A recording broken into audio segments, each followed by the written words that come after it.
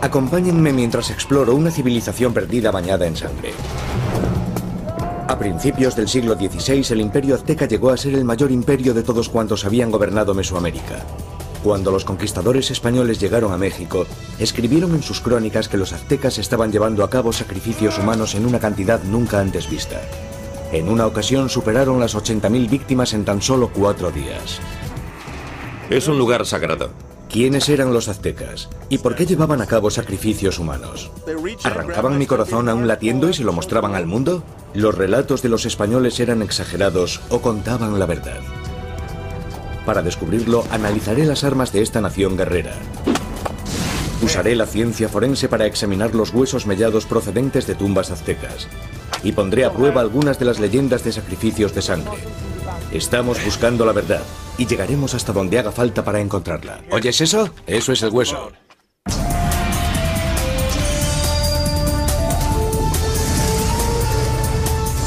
Buscando la verdad. Los aztecas.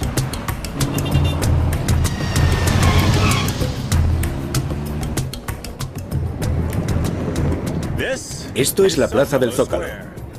Hoy es el corazón de la Ciudad de México. Y por lo que me han dicho, la mayor plaza de América Latina. Hace 500 años, este era el centro del Imperio Azteca. Una civilización que relacionamos con el sacrificio humano. Soy Josh Bernstein. He vuelto a México para averiguar si las espantosas historias contadas sobre una cultura bañada en sangre pudieron ser ciertas. A los aztecas se les asoció con el sacrificio humano gracias a estas vívidas ilustraciones de las crónicas españolas. Creadas en el siglo XVI después de Cristo durante la conquista española de México, describen una cultura que celebraba rituales de extrema violencia. Una sociedad donde los sacerdotes aztecas arrancaban los corazones de las víctimas de los sacrificios y pintaban sus templos con su sangre. Pero ¿estamos hablando de descripciones precisas de hechos reales o son solo elementos propagandísticos de un poder conquistador? Para descubrirlo me he citado con el doctor David Carrasco, de la Escuela de Teología y Religiones de la Universidad de Harvard. Lleva estudiando a los aztecas prácticamente toda su vida. Estamos a un tiro de piedra de la plaza principal. Sí, acabamos de llegar justo a los pies del gran templo azteca. Este es uno de los grandes descubrimientos de toda América. Realmente el templo representaba para los aztecas el centro no solo del Imperio Azteca, sino de todo el universo. Puede compararse con algo como la Meca o el Vaticano de hoy en día. Era el sitio más sagrado de todos en el mundo azteca. Puede que lo fuera, pero hoy parece poco poblado e incompleto.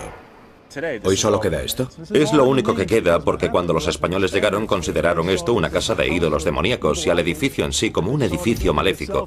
Así que destruyeron el templo en un 85 o 90%. Así que lo que estamos viendo aquí es únicamente la punta del iceberg. Así es. David me cuenta que entre un 95 y un 98% del Imperio Azteca está aún por descubrir. Aunque mucho se encuentra sepultado bajo Ciudad de México, los 30 años de excavaciones en el Templo Mayor han revelado a los arqueólogos nuevos datos sobre el mundo de los aztecas y sobre cómo construyeron su ciudad sagrada. Podemos apreciar la historia narrada en la piedra. Lo que hacían los aztecas era coger roca volcánica y unirla con mortero para levantar muros que han perdurado a través del tiempo. También erigieron muros no tan pesados, necesarios porque esta ciudad en realidad está construida de hecho sobre un lago.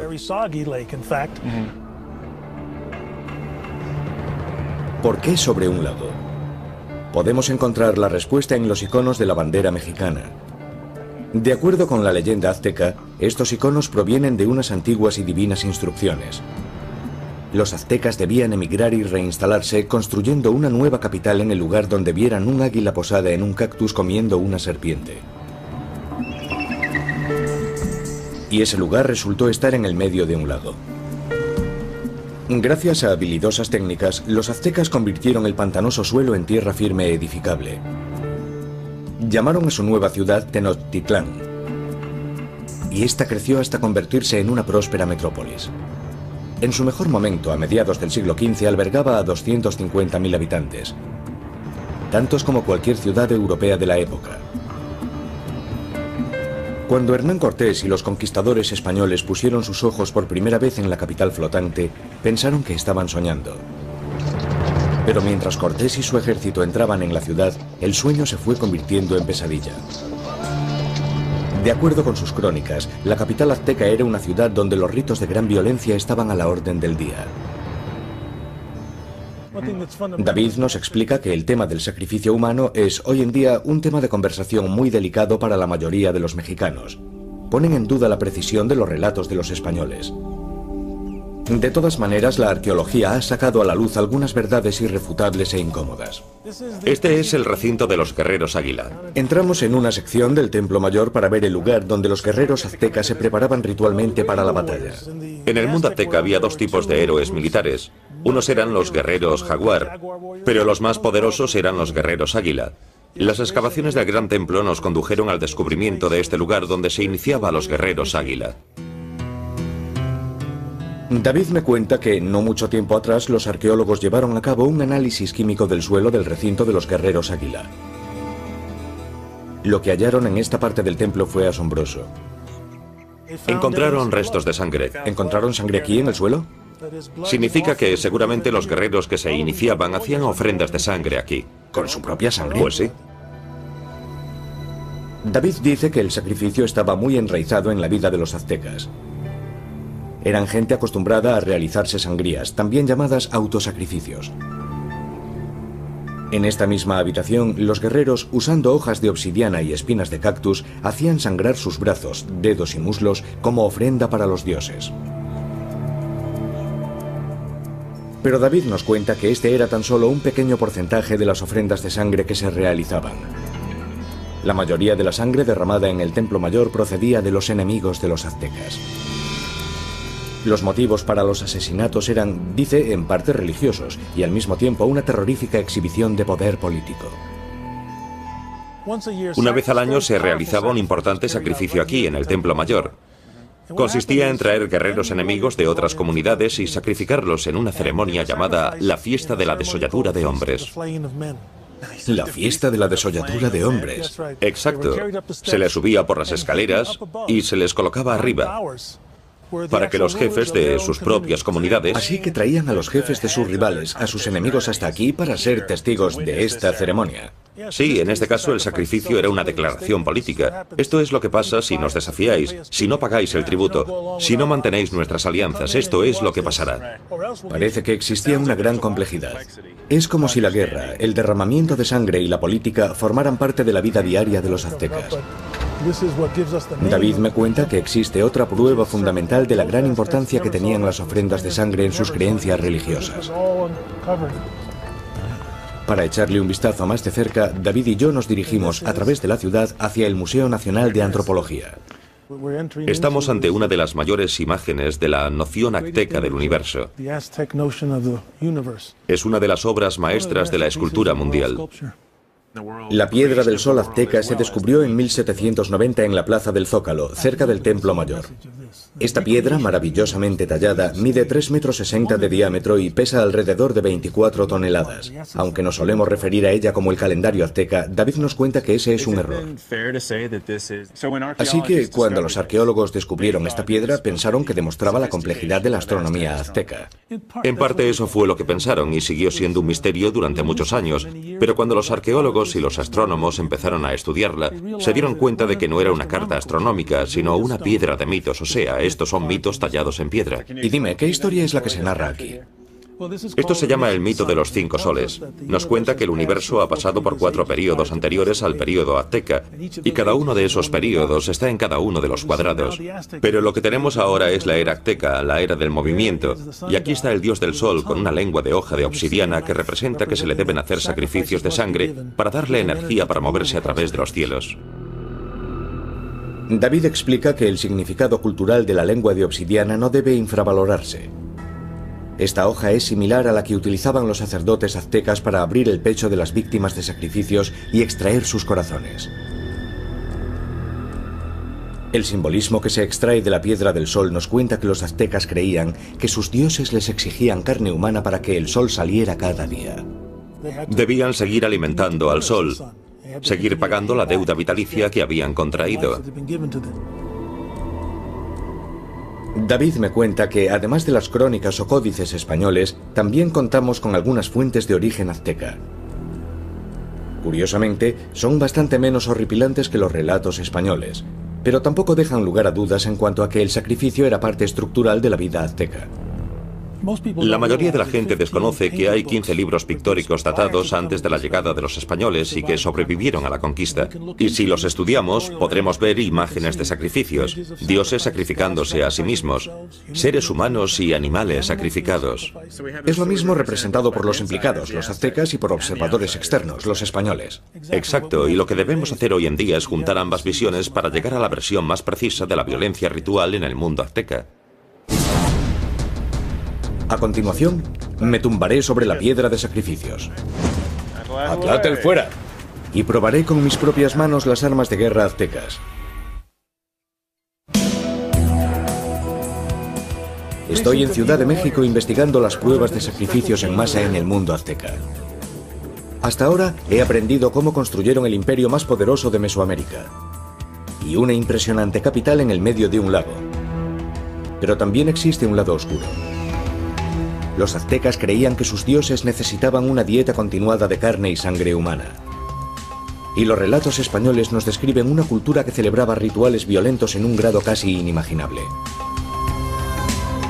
En particular, muchos relatos describen cómo, en un periodo de tan solo 4 días, los sacerdotes aztecas asesinaron a 80.400 personas.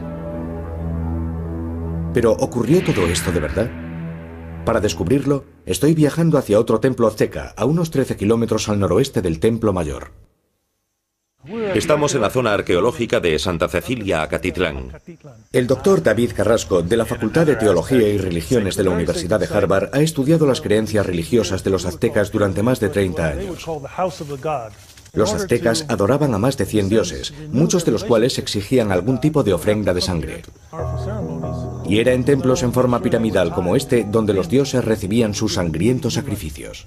David, hasta donde yo sé, las pirámides egipcias se construyeron como tumbas para los faraones, y las pirámides mayas se construyeron para crear cuevas para acceder al inframundo. ¿Y las pirámides aztecas? Este es uno de los lugares más sagrados del mundo azteca, principalmente porque es una casa de dioses. Podemos llamarla pirámide, pero para los aztecas aquí vivían los dioses. La idea es que alberga una gran abundancia agrícola que está bajo el control de las deidades y de los ancestros que viven dentro. Contiene las semillas y los corazones que dan vida al mundo fuera de ella. Para que los dioses permitieran que existiera la vida y la prosperidad sobre la tierra, debían hacérseles ofrendas de sangre en el templo. ¿Existe algún testimonio presencial de las ceremonias que tuvieron lugar aquí? Hay unos pocos testimonios que nos dejaron los españoles, porque resulta que pudieron ver a algunos de sus propios soldados siendo sacrificados en un templo como este, el gran templo de la Ciudad de México. De acuerdo, si subimos hasta allí me mostrarás cómo se llevaba a cabo el ritual. Sí, vamos allá. Vale. Mientras subimos por la pirámide, David me explica que antes del sacrificio debía prepararse adecuadamente a cada una de las víctimas o voluntarios que iban a ser sacrificados. Durante una celebración de 20 días de duración se modificaba su dieta y su apariencia para prepararlos para el ritual que les esperaba. Al final se les suministraban sustancias psicoactivas. Digamos que yo soy el que va a ser sacrificado. Vale, he estado alterado, preparado. Subo aquí y ¿qué sucede? Bueno, inmediatamente estarías bajo el control de 6 sacerdotes que te cogerían y te tumbarían de espaldas sobre la piedra. Obligándome físicamente a colocarme en esa posición. Así es. Vale, fijamos que tenemos aquí a 6 sacerdotes invisibles. Noto que todo esto se me ha puesto un poco tenso. No es incómodo, pero ya sabes, teniendo en cuenta lo que va a pasar, probablemente no sea lo mejor. En ese momento hacían una incisión y te sacaban el corazón. Como en las películas, metían la mano y cogían mi corazón aún latiendo y se lo mostraban al mundo. Después cogerían el corazón y se lo ofrecerían a los 4 rincones del universo. Luego colocarían el corazón en un recipiente especial. Vale, y además de extraerme el corazón, ¿qué le pasaría al resto de mi cuerpo? Podría ser que te cortaran la cabeza y que ésta pasara a formar parte de un muro de calaveras. También podían despellejarte porque se entendía que tu piel representaba el nuevo cereal. Vale. Y otras partes de tu cuerpo podrían ser repartidas o usadas de diferentes formas rituales. Y esto se había estado realizando durante cientos de años. Algunos tipos de rituales de estas características sí datan de hace cientos de años. A la par que el imperio se extendía, su templo crecía y el número de sus sacrificios aumentaba. Para que sus dioses se volvieran más fuertes. Lo llevaron a otro nivel y eso es lo que hoy en día nos fascina. Hasta ahora, los relatos de los conquistadores españoles parece que se sostienen. Pero, ¿llegaron los aztecas realmente a sacrificar decenas de miles de personas en un mismo día? Y si era así, ¿cómo capturaban y después controlaban a tanta gente? Vamos a averiguarlo. Las crónicas españolas nos pintan un retrato aterrador de los antiguos aztecas. Si las creemos al pie de la letra, son la prueba de que grandes ejércitos y feroces guerreros prosperaron bajo el control azteca. Pero, ¿qué parte de las crónicas era propaganda al servicio de los españoles? Y si los aztecas realmente poseían grandes ejércitos, ¿contaban también con la maquinaria de guerra necesaria para capturar a decenas de miles de prisioneros a la vez? Decidí echar un vistazo a las armas y las tácticas de los aztecas. Estoy camino de la pequeña ciudad de Sonoita, a unos 2 kilómetros de Ciudad de México, para encontrarme con mi viejo amigo Bob Perkins. Los 30 años de estudio de armas antiguas le han valido el original apodo de Atlatl Bob.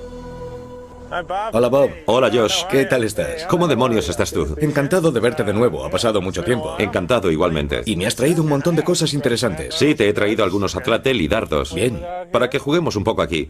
Esta era su arma favorita para la lucha. Tienes que colocar tus dedos en estos lazos de aquí. Bob me cuenta que una de las principales armas de los aztecas era el atlatl. Y las pruebas esta vez no vienen de fuentes españolas, sino de los propios aztecas. Sus dioses se representan muchas veces sosteniendo esta arma con sus largos proyectiles en forma de flecha que se llaman dardos atlatl. Parecen unas superflechas. Literalmente es como una flecha que haya tomado esteroides. ¿Y se parecían más a esto antes? Exacto. Aquí tenemos un bonito ejemplo auténtico hecho de caña de río, que es autóctona de Norteamérica. Y para lanzarla echabas el brazo hacia atrás y lanzabas el dardo. Lo lanzabas casi como en un saque de tenis. Vale, vamos a ver si juntamos todo esto y vemos cómo funciona realmente el atlatl.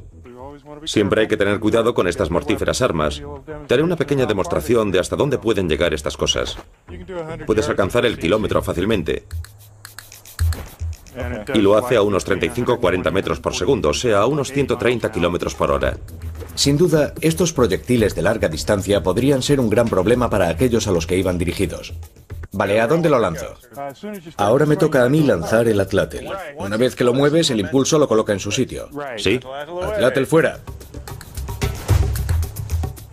Ha ido alto, pero no muy lejos.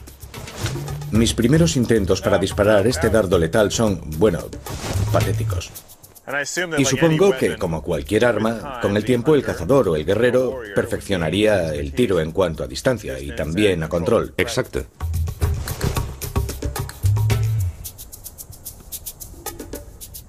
Tienes buena puntería. Bob me cuenta que aunque nunca llegaremos a conocer exactamente las estrategias militares de los aztecas, de lo que no cabe duda es de que trataban de maximizar el número de supervivientes en el campo de batalla.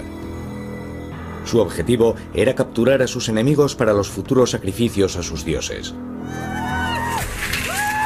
Bob me explica que el atlatl era probablemente usado para dispersar a los guerreros enemigos en todas direcciones. Los aztecas entonces caerían por sorpresa sobre ellos para un combate cuerpo a cuerpo.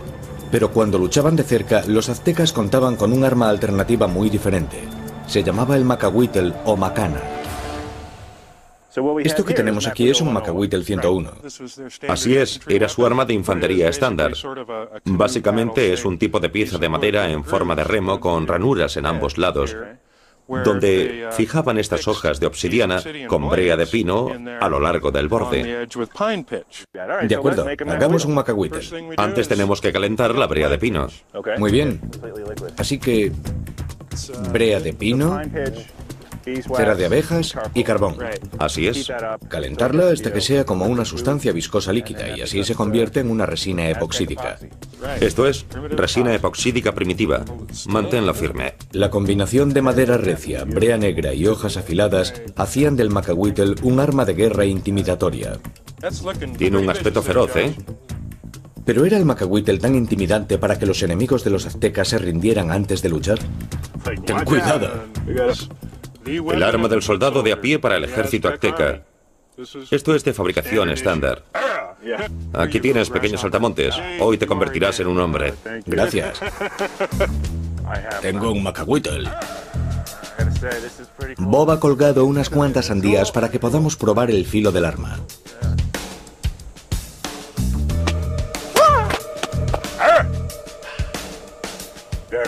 Muy bien. Me gusta el macahuitl. Al estilo de Bob. Sí. Un arma mortífera.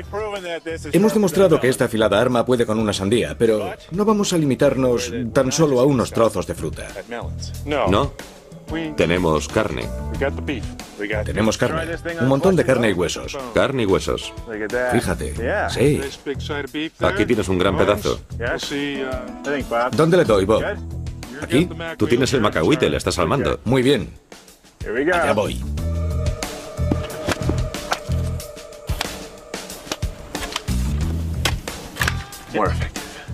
Cambio de lado.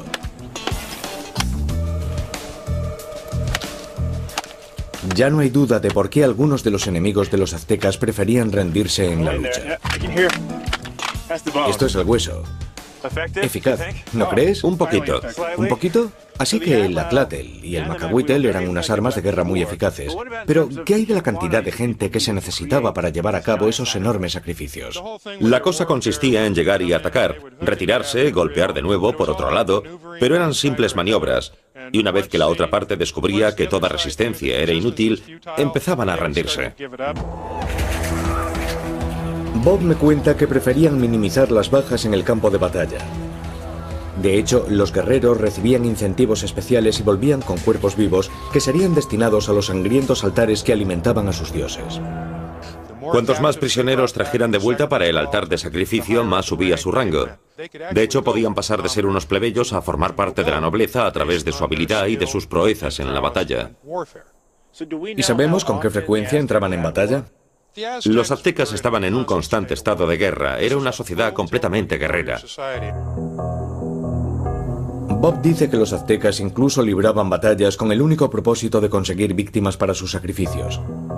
Llamaban a esas campañas guerras floridas.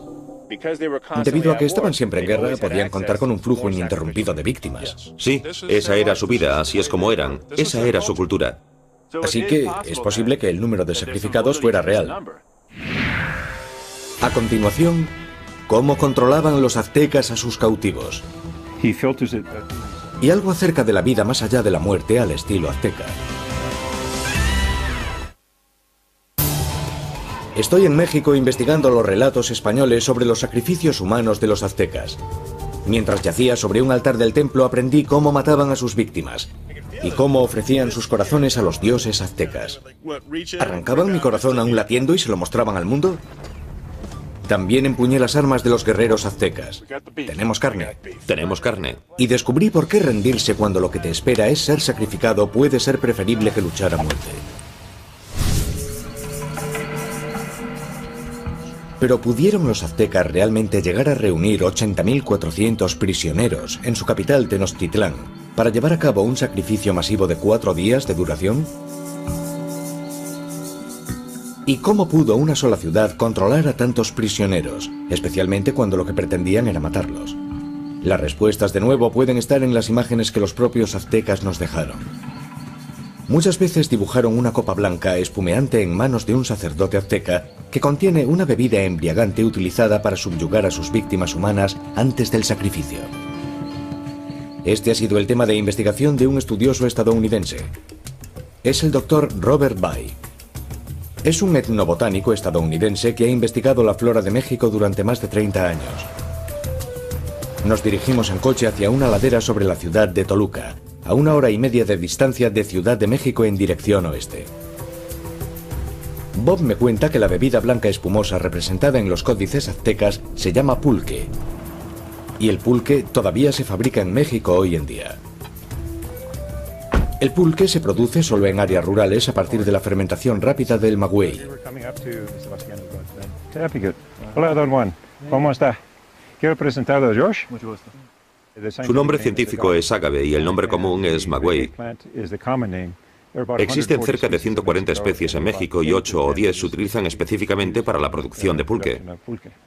Se trata de la misma planta a partir de la que se fabrica el tequila. Esta es una especie usada específicamente para fabricar el pulque. Este líquido de sabor dulzón del maguey se llama aguamiel. Para recoger el precioso fluido, primero se cortan por la base unas cuantas hojas anchas. También quitamos el centro de la planta y dejamos que el aguamiel se acumule en el hueco que queda. Y cada día la planta exuda alrededor de 4 litros de aguamiel que se acumulan en el centro. Él viene y recoge el líquido. ¿Puedo ver cómo se hace? Sí. Don Juan, ¿puede empezar a sacar el aguamiel, por favor? Sí,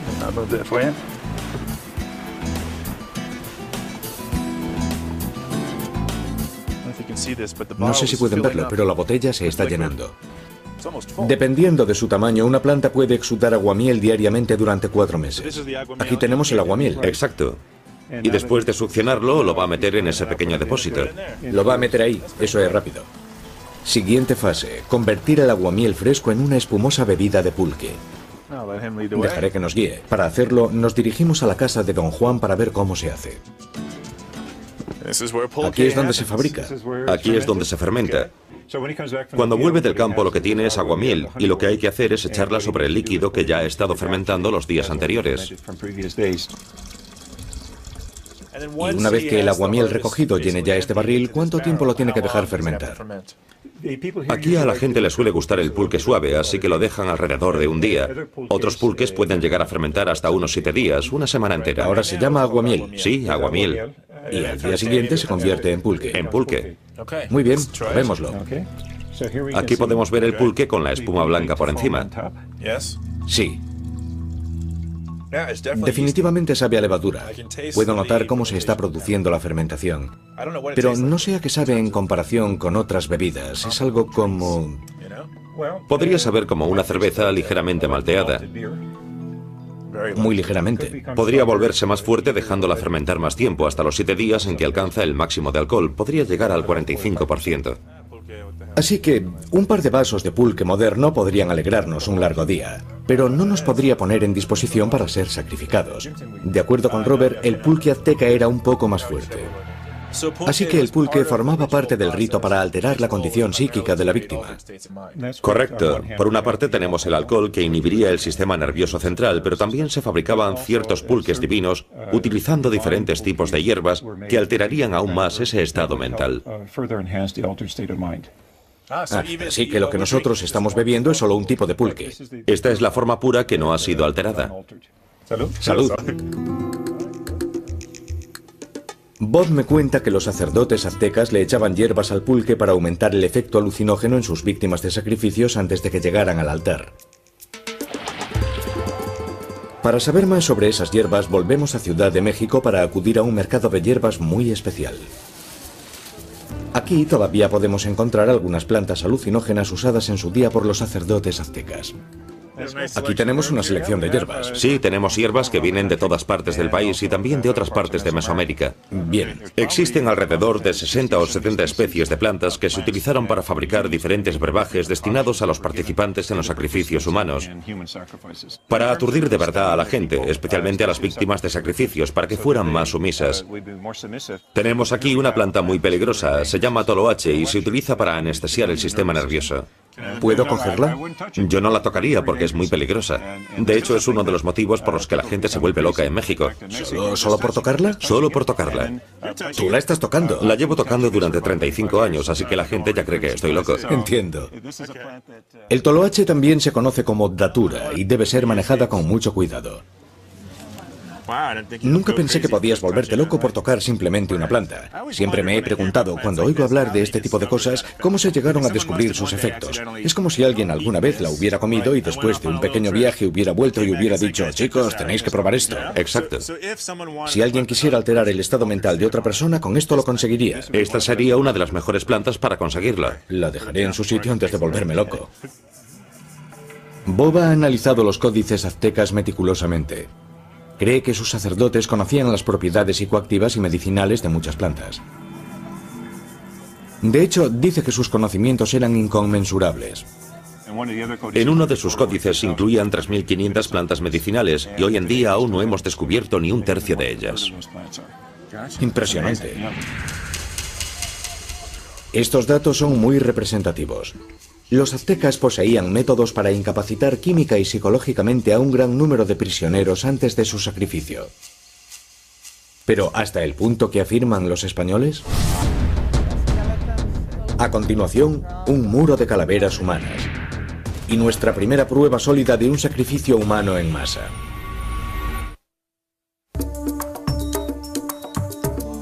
Estoy en México tratando de distinguir entre realidad y ficción en el sangriento mundo de los antiguos aztecas. Estoy investigando las afirmaciones de los españoles del siglo XV sobre sacrificios en masa de prisioneros humanos. La impresionante cantidad de 80.400 víctimas en tan solo 4 días. He probado el macahuitl, su feroz espada. Y he catado el pulque, la poción que utilizaban para incapacitar a sus víctimas. Ahora es el momento de repasar las pruebas forenses. Estoy de camino a Tlatelolco, donde estaba el segundo gran templo en la religión de la capital azteca. Hoy en día está en ruinas, flanqueado por edificios de apartamentos. Como el templo mayor, podemos ver muy poco de él. Fue destruido por los españoles y se redescubrió durante un proyecto de construcción moderno. Tengo una cita con la doctora Carmen Pijoán, del Museo Nacional de Antropología. ¿Qué tal estás? Bien, me alegro de verte. Otro gran lugar. Lleva estudiando las tumbas halladas aquí durante más de 20 años. Las primeras excavaciones aquí en Tlatelolco tuvieron lugar en 1953. Empezaron a excavar y encontraron parte del Templo Mayor. Este es el Templo Mayor de Tlatelolco. Pero también encontraron huesos aquí. Oh, sí, un montón de huesos. Carmen me cuenta que se encontraron miles de huesos aquí, en Tlatelolco. Enormes pilas fueron halladas a un lado de una importante estructura del templo. La cantidad y la localización indicaban que los enterramientos no eran infrecuentes. Todavía se pueden ver 2 esqueletos, apodados los amantes de Tlatelolco, en el lugar donde los encontraron. Son una pieza interesante. ¿Es aquí donde se encontraron de verdad los cuerpos? Sí, se encontraron aquí. Y tenemos a la mujer a la izquierda y al hombre a la derecha. La mujer es bastante joven, de 18 a 20 años. ¿Pero fueron víctimas de un sacrificio? Las pruebas hasta hoy siguen siendo circunstanciales. Sin embargo, las ofrendas rituales encontradas en Tlatelolco están entre las mayores colecciones de restos humanos recuperados en la región de la capital azteca. Para validar los relatos de los sacrificios humanos, los científicos como Carmen tienen que trabajar hacia atrás, investigando qué se hacía con las víctimas después de arrancarles los corazones. Esta es quizás una de las imágenes más famosas y más horripilantes de los códices españoles, pero para los arqueólogos resultó ser una pista crucial.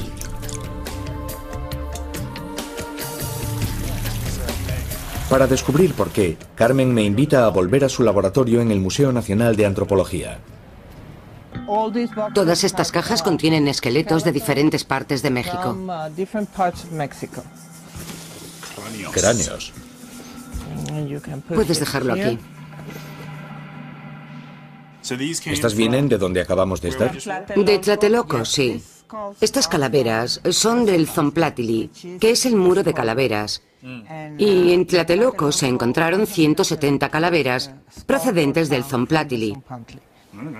Así que esto es a lo que te refieres, a este agujero. Sí, este agujero se hizo por impacto. Estas calaveras se encuentran entre los mayores descubrimientos de Tlatelolco. Los arqueólogos tienen por fin pruebas de que los aztecas construían muros de calaveras usando los cráneos de sus víctimas. Les colocaban un palo como para hacer un collar. Para así poder ponerlos en filas. En filas. Estudios posteriores de los restos de los esqueletos de Tlatelolco nos indican cómo eran procesados ritualmente los cuerpos. Mira las marcas de cortes. Carmen me enseña pruebas claras de que fueron despellejados, desollados y descarnados, como describieron los españoles. Las marcas de corte sobre los huesos dan fe de la horripilante historia. Por ejemplo, en este fémur tenemos las marcas de cortes por aquí. ¿Las ves? Ah, sí. Y estas marcas de cortes se dejaron cuando estaban abriendo la articulación para poder desmembrar a la persona. Así que encontrasteis marcas de cortes en muchos de estos huesos. En este enterramiento encontramos marcas de cortes en casi todos los huesos. ¿Se sabe realmente cómo hacían el desmembramiento? Normalmente usaban este tipo de hojas de obsidiana. ¿Las encontrasteis con los huesos o son réplicas modernas? No, estas las encontramos con algunas de las calaveras del Zomplatili. Así que sabemos que existen altas probabilidades de que este fuera el tipo de hoja usada para realizar esas marcas de cortes, ¿no? Sí, exacto. Tengo otra curiosidad. Tenemos las crónicas españolas. Tenemos las referencias de otros conquistadores, pero no sabemos si nos están contando la verdad. Aquí tenemos huesos que parecen apoyar la historia de grandes cantidades de sacrificados. Sí. ¿Y qué nos cuentan estos huesos de la gente que fue sacrificada aquí?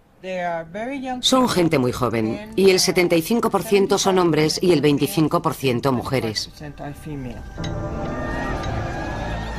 Carmen me informa de que estas víctimas de sacrificios eran mayoritariamente hombres en edad guerrera de áreas de más allá de Tenochtitlán. Ya sabemos que las guerras eran el medio mediante el cual los aztecas capturaban a sus futuras víctimas. Y aquí tenemos evidencias físicas que lo sustentan. El fin no era matar al guerrero, sino capturarlo para posteriormente sacrificarlo. Y aún hay más. Aunque la mayoría de los huesos parecen pertenecer a guerreros, casi ninguno tiene cicatrices de lucha. Es otra prueba más de que los aztecas realmente poseían la habilidad de dominar a sus prisioneros. Físicamente, psicológicamente, químicamente, parece que esta gente no oponía resistencia para ser llevada al altar. A continuación, cambio mi sombrero por una bata de carnicero y pongo el sacrificio humano azteca a prueba. Este es el recinto de los guerreros águila. Estoy en México investigando los relatos españoles sobre los sacrificios humanos aztecas. Hasta ahora he examinado los motivos que se escondían detrás de la violencia y he visto los restos óseos que nos quedaron de los sacrificios, para así poder ponerlos en filas. En filas. He manejado armas utilizadas para capturar a las víctimas de los aztecas y probado las pociones que los subyugaban. ¡Salud! Las pruebas hasta ahora son convincentes. No cabe la menor duda. Los aztecas practicaban sacrificios humanos a una escala inimaginable. Pero todavía nos queda una gran incógnita. Los españoles describieron una orgía de violencia de 4 días de duración que dejó 80.400 muertos. ¿Fue una exageración? ¿O contaban la verdad? Hoy en día, Ciudad de México cubre el 98% de la capital azteca. Y los cuerpos de las víctimas no son fáciles de localizar ni de contar. Pero existe otra manera más creativa de poner a prueba las crónicas. Como podéis ver, acabo de llegar a una planta procesadora de carne. Y os preguntaréis por qué. 80.400 personas sacrificadas en tan solo 4 días es una cantidad inmensa de gente. Así que me he venido aquí, a la mayor planta de América Latina, para ver si tanta carne y huesos pueden ser realmente procesados utilizando la tecnología moderna.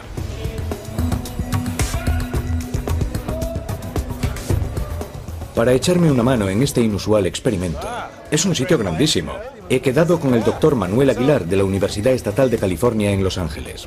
Así que, de acuerdo con los códices, tenemos 80.400 personas sacrificadas en 4 días. Eso nos da una media de unas 20.000 por día.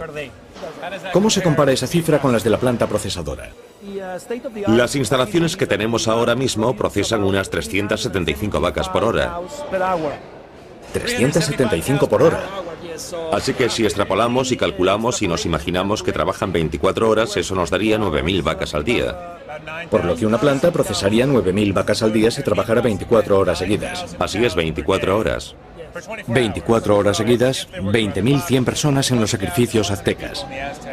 Aún así, los aztecas siguen ganando. Los aztecas siguen ganando esta horripilante competición, de acuerdo. Pero esta no es una comparación justa, ¿verdad? Manuel nos explica que para llevar a cabo una comparación justa necesitamos pesar la carne de vaca y la de la víctima del sacrificio. Necesitamos compararlos kilo a kilo para tener una idea real. ¿Cuánto pesaría una persona durante el Imperio Azteca? Una media de 68 kilos. Así que 68 kilos por 20.100 personas. Estamos hablando de más de 1.350.000 kilos por día de gente sacrificada. 1.350.000 kilos de carne y huesos. Sí. De acuerdo. Si la vaca media pesa unos 450 kilos, la planta procesa alrededor de 4 millones de kilos por día, unas 3 veces más de carne y huesos. Así que la planta procesadora moderna procesa más carne que el templo azteca. Una espeluznante comparación, pero fascinante al mismo tiempo. Fascinante. Vale. Pero lo que yo quiero saber es si usando cuchillos aztecas habría sido posible desmembrar y procesar aunque solo fuera un tercio de lo que procesa una planta moderna hoy en día. ¿Me pongo la bata? Sí. Para simular las sangrientas secuelas de un sacrificio humano, Manuel ha montado una simulación. Tráeme esa carne. Vale. ¿Cuánto pesa esto? Alrededor de 68 kilos. Así que es como una persona. Sí, ponlo aquí. Perfecto. Vamos a ello. Vale, después del sacrificio toca el desmembramiento. Estoy usando una hoja de piedra para cortar la carne de esta pieza. Corta muy bien. Sí. Exactamente como hacían los aztecas. Este espécimen puede que sea más carnoso que un humano. Pero no hay nada como cortar algún músculo y seccionar unos pocos tendones para alcanzar a entender el tremendo esfuerzo y la mano de obra necesaria. Cuidado con los dedos. Parece que tiene una buena articulación. Os aseguro que es mucho más fácil trocear sandías. Estoy seguro de que muchos vegetarianos están ahora en shock ante esto.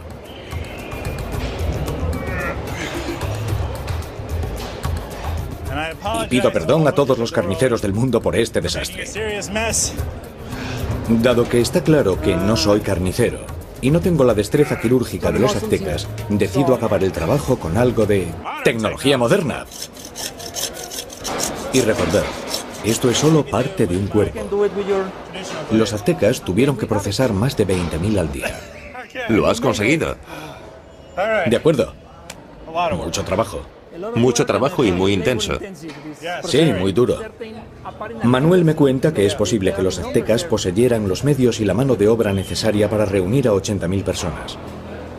Pero que matar y desmembrar a tantos seres humanos y dentro del tiempo indicado por los españoles parece imposible.